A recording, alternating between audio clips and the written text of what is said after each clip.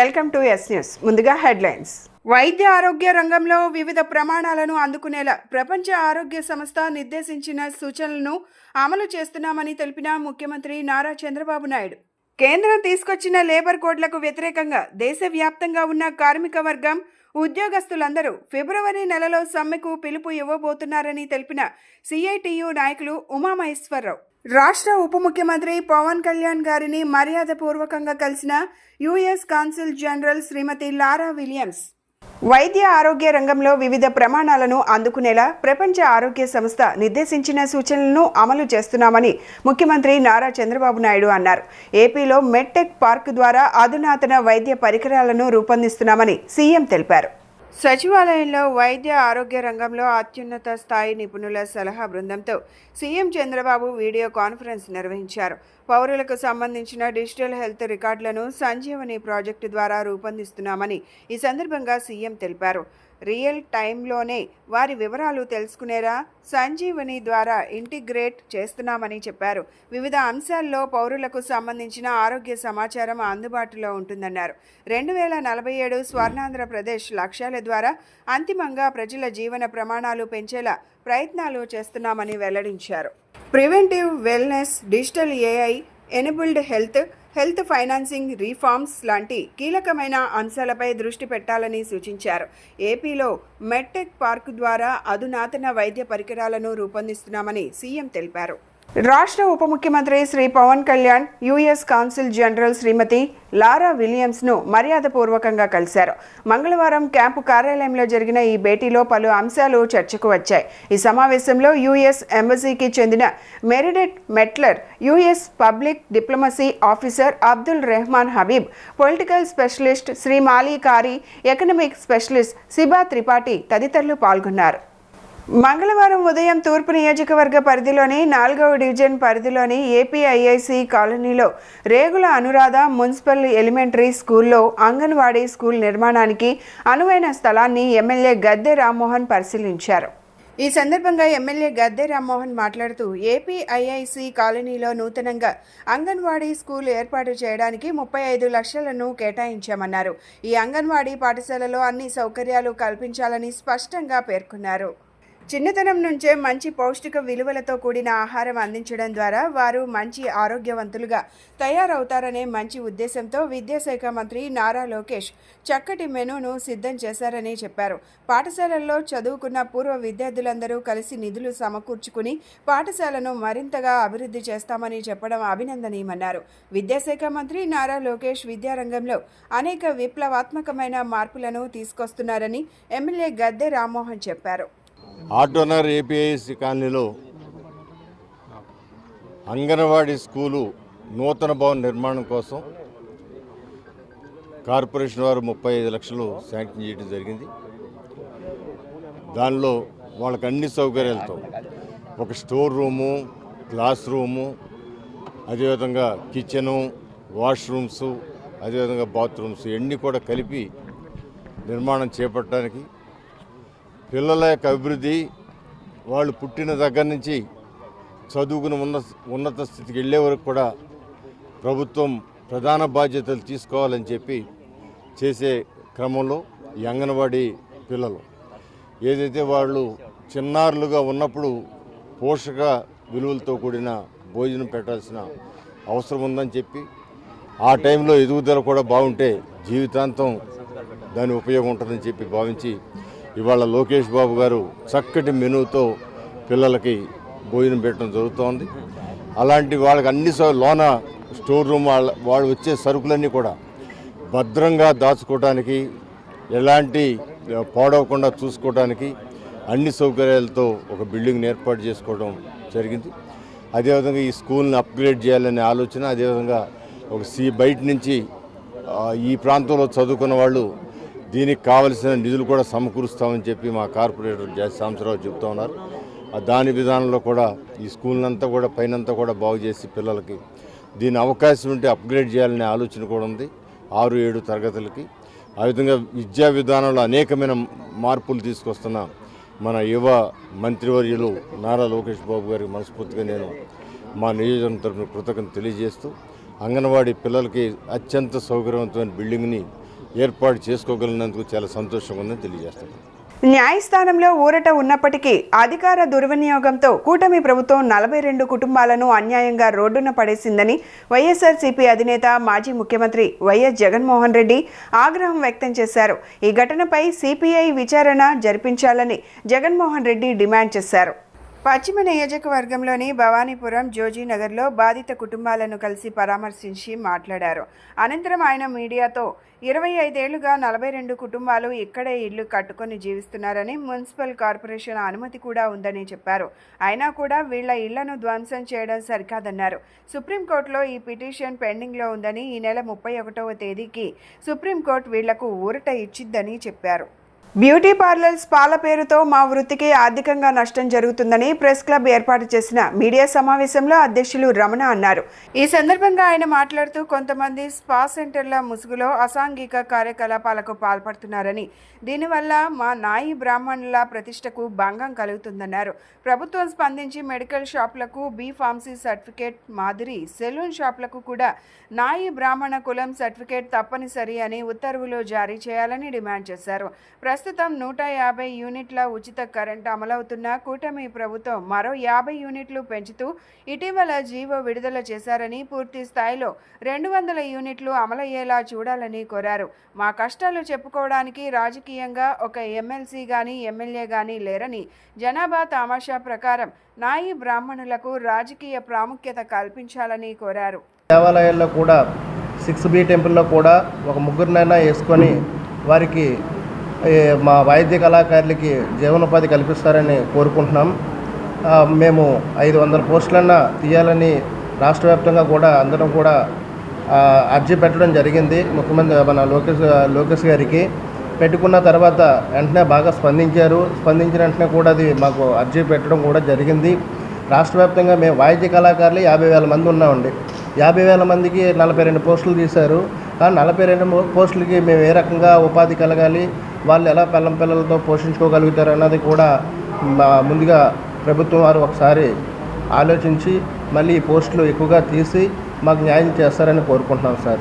అలాగే మాకు రాష్ట్ర వ్యాప్తంగా కూడా సంగీత పాఠశాలలు కావాలని చెప్పేసి మేము కోరుకుంటున్నాము. సంగీత పాఠశాలతో కూడా మాకు వాయిద్య కళాకారులకి ప్రత్యేక కార్పొరేషన్ ఇవ్వాలి సార్. ఎందుకంటే 56 కార్పొరేషన్లు తీశారు. 56 కార్పొరేషన్లో కూడా అన్ని సబ్జెక్టులకి సంబంధించి తీశారు. కానీ ఈ యొక్క కళాకారులు వాయిద్య కళాకారులో మేము సర్టిఫికేట్, డిప్లొమో, అలాగే బి గ్రేడ్ కాడి నుండి టాప్ గ్రేడ్ వరకు కూడా ఈ వాయిద్యంలో మేము నైపుణ్యత సంపాదించుకొని ఉన్నాము. కానీ ఒక కార్పొరేషన్ అంటూ తీసుకుంటే ఈరోజు మేము వాయించే ఒక ఇన్స్ట్రుమెంటు 50,000 నుండి 5 లక్షల వరకు కూడా ఉంటుందండి. స్వాతంత్రం వచ్చి అనేక సంవత్సరాలు పూర్తయిన నేటి వరకు మా నాయి బ్రాహ్మణుల చట్టసభల్లో ఏ పార్టీ అవకాశం నేటి వరకు కలగజేయలేదు. సమాజంలో అణగారిన వర్గాల్లో ప్రజలకి సేవా కార్యక్రమాలు నిర్వహిస్తున్నటువంటి చౌరవృత్తి ద్వారా, మ్యారేజీల ద్వారా, దేవాలయాల ద్వారా అనేక సేవా కార్యక్రమాలు చేస్తున్నటువంటి మాకు ఏ రాజకీయ పార్టీ కూడా నేటి వరకు చట్టసభల్లో అవకాశం కల్పించలేదు. విశాఖపట్నం కేంద్రంగా ఏర్పడ్డ దక్షిణ కోస్తా రైల్వే జోన్కి ప్రధానమంత్రి నరేంద్ర మోదీ శంకుస్థాపన చేసి 11 నెలలు పూర్తి కావచ్చినా నేటికి కేంద్ర రైల్వే శాఖ గెజిట్ విడుదల చేయకపోవడంతో ఆంధ్రప్రదేశ్ రాష్ట్రం తీవ్రంగా నష్టపోతుందని ఏపీ లోక్ సత్తా రాష్ట్ర అధ్యక్షుడు బీశెట్టి బాబ్జీ అన్నారు. ప్రెస్ క్లబ్లో కేంద్ర రైల్వే శాఖ మంత్రి అశ్విని వైష్ణవ్కు రాసిన లేఖను విడుదల చేసిన అనంతరం ఆయన మాట్లాడుతూ 2019లో కేంద్ర ప్రభుత్వం దక్షిణ కోస్తా రైల్వే జోన్ ఏర్పాటు చేసిందని తెలిపారు. ప్రెస్ క్లబ్ లో కేంద్ర రైల్వే శాఖ మంత్రి అశ్విని వైష్ణవ్ కి రాసిన లేఖను విడుదల చేసింది. అనంతరం ఆయన మాట్లాడుతూ 2019లో కేంద్ర ప్రభుత్వం దక్షిణ కోస్తా రైల్వే జోన్ ఏర్పాటు చేసిందని, 2020లో 170 కోట్ల రూపాయలు బడ్జెట్ కేటాయింపులు చేశారని చెప్పారు. రైల్వే జోన్ గెజెట్ విడుదల చేయలేదని, గెజెట్ విడుదల చేయకపోతే ఉద్యోగుల సర్దుబాటు, జోన్ హద్దులు, పరిపాలనా వ్యవహారాలు ఎలా సాగుతాయని బి శెట్టి ప్రశ్నించారు. మన రాష్ట్ర ఎంపీలు గెజెట్ విడుదలకు కృషి చేయాలన్నారు. విశాఖపట్నం రైల్వే జోన్ రాజులేని రాజ్యంలా ఉందన్నారు.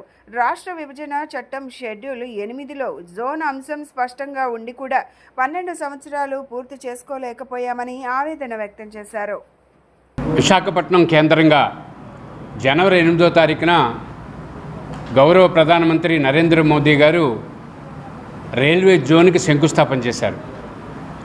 ఇప్పటికి 11 నెలలు పూర్తయింది. నేటి వరకు కేంద్ర ప్రభుత్వం రైల్వే కొత్త జోన్కి, సౌత్ కోస్ట్ జోన్కి ఈ రోజుకొచ్చి గెజిట్ విడుదల చేయలేదు.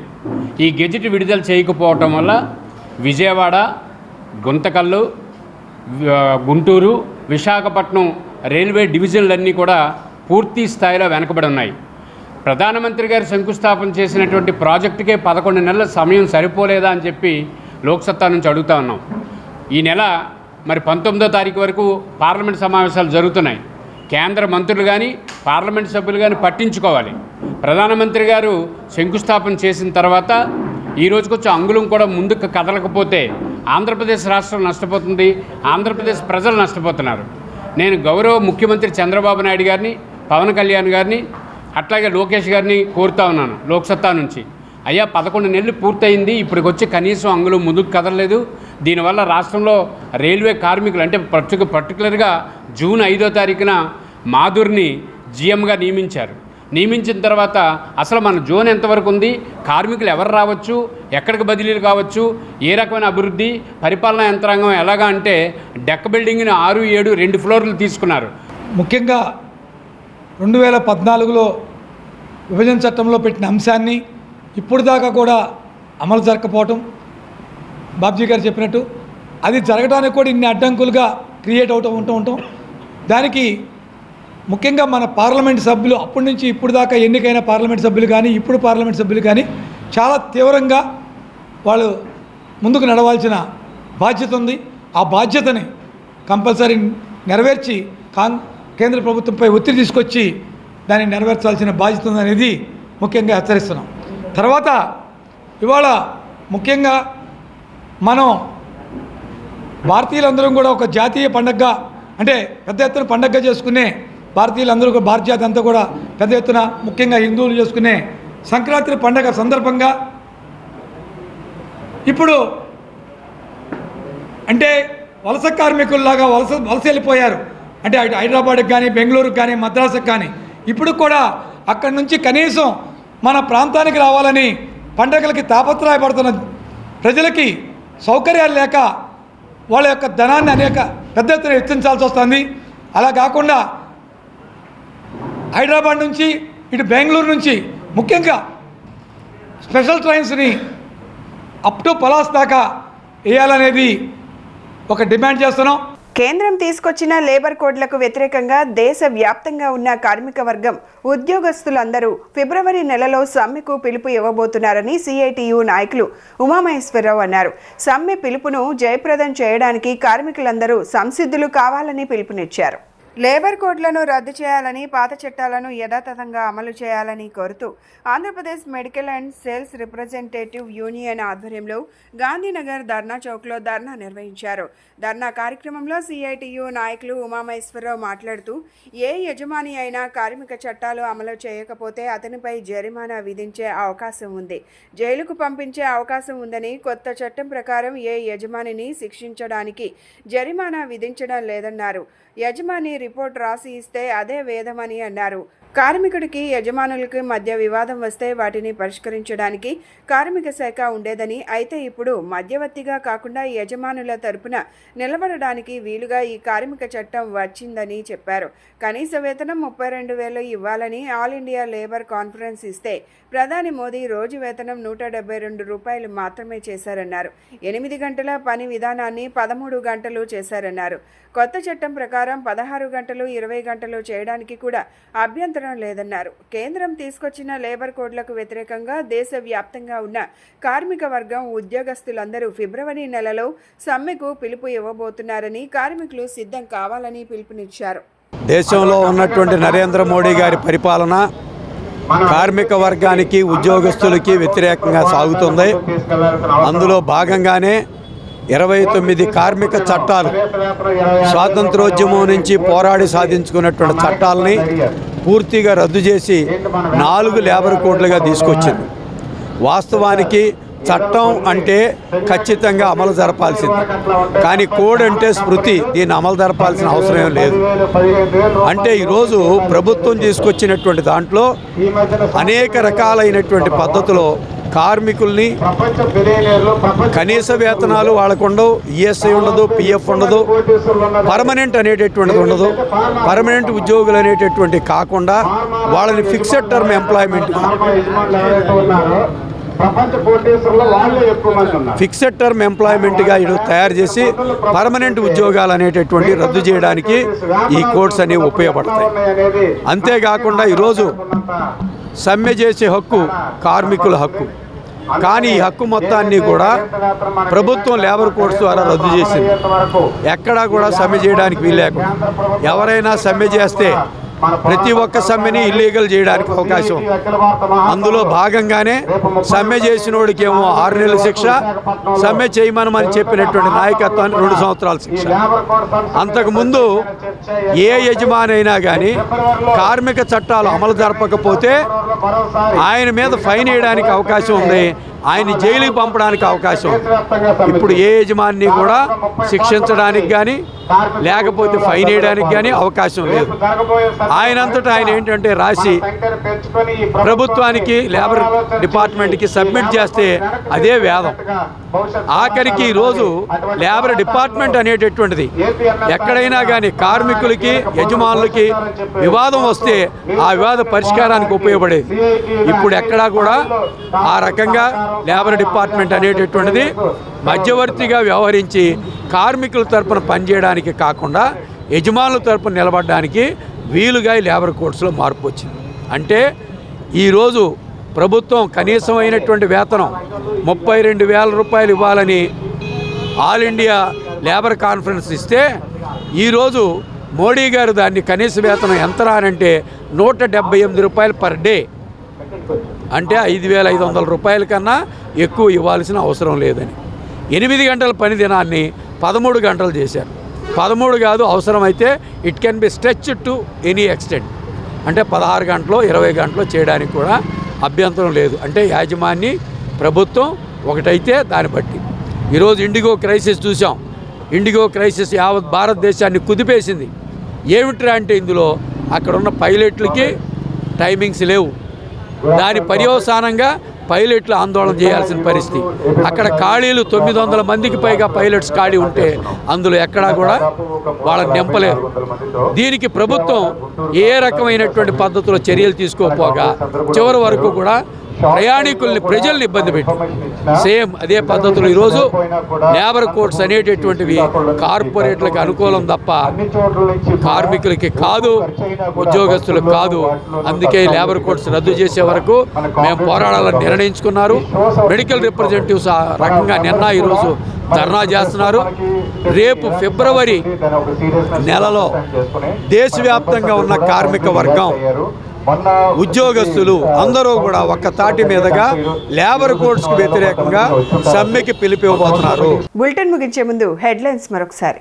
వైద్య ఆరోగ్య రంగంలో వివిధ ప్రమాణాలను అందుకునేలా ప్రపంచ ఆరోగ్య సంస్థ నిర్దేశించిన సూచనలను అమలు చేస్తున్నామని తెలిపిన ముఖ్యమంత్రి నారా చంద్రబాబు నాయుడు. కేంద్రం తీసుకొచ్చిన లేబర్ కోడ్లకు వ్యతిరేకంగా దేశవ్యాప్తంగా ఉన్న కార్మిక వర్గం ఉద్యోగస్తులందరూ ఫిబ్రవరి నెలలో సమ్మెకు పిలుపు ఇవ్వబోతున్నారని తెలిపిన సిఐటియు నాయకులు ఉమామహేశ్వరరావు. రాష్ట్ర ఉప ముఖ్యమంత్రి పవన్ కళ్యాణ్ గారిని మర్యాదపూర్వకంగా కలిసిన US consul general Shrimati Laura Williams. ఇవి ఈనాటి bulletin updates. Keep watching yes news.